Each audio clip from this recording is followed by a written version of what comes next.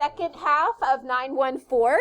So when we're done, you're going to go to my YouTube channel, go into the playlist. There are 3 graphing stories.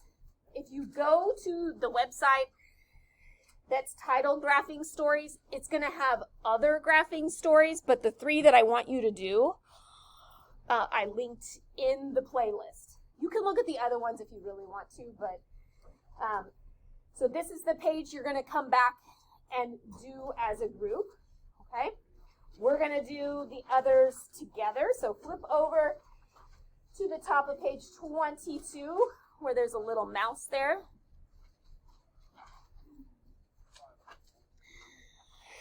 So a scientist noticed that the population in the gerbil habitat varied periodically with respect to time. He plotted the population data and created the graph below.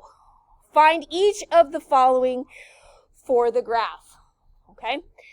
So they want us to get the midline, the amplitude, and the period, basically when it's going to get a full wave, okay? So from yesterday, we learned that the midline, you're going to take the highest point, which on this one, if you find it and then go over to the left, it's at 32, plus the lowest is 2, and then divide that by 2, so 34 divided by 2 is going to give you 17. The amplitude is going to be the highest minus the midline, and then for this one, the period is 31 days. They want you to describe what is happening in the population. So the population is going to increase for 17-ish days, and then for 13 days, it's going to decrease.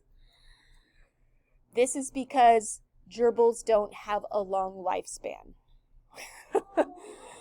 Yes. Yeah.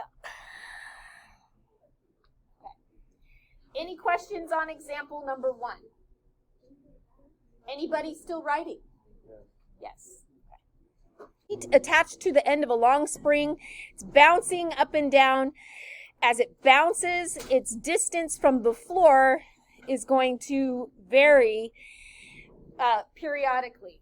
Okay, so the amplitude is going to be from that midline to the highest height.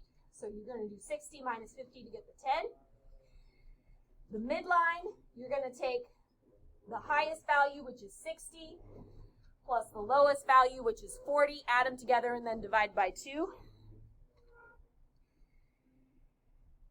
And then this one has a period of 3. Okay, so from here, basically back to that point, if this helps. So from here to here, if you go down, it's roughly at 3. And then it says, describe what is happening with the spring. The spring is bouncing, so the height from the ground is going to vary periodically. And it says a car's tire runs over a nail but continues to drive at a constant rate. At the time 1.5 seconds, the nail was at a maximum height above the ground, and 1 second later, the nail was at a maximum again. The diameter of the wheel is 32 inches. And so I sketched my own, and it's not the best circle ever, but it's a circle. Sketch the height of the nail in inches with respect to time. Draw at least 2 revolutions. Then find the amplitude, the midline, and the period for the graph, and explain their meaning. Okay? So I did a rough sketch of a tire. I even drew the nail right there. Fancy, right? Okay, they want at least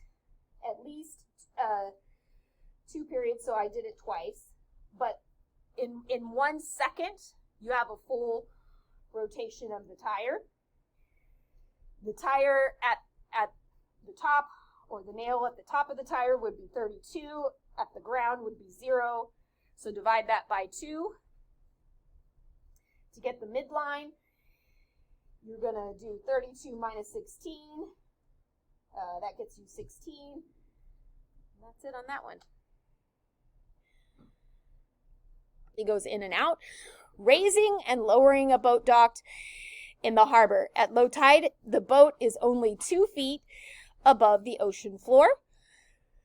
6 hours later at high tide, the boat is 28 feet above the ocean floor. Sketch the height of the boat in feet with respect to time. Draw at least 2 revolutions, then find the amplitude, the midline, and the period for the graph, explaining their meaning.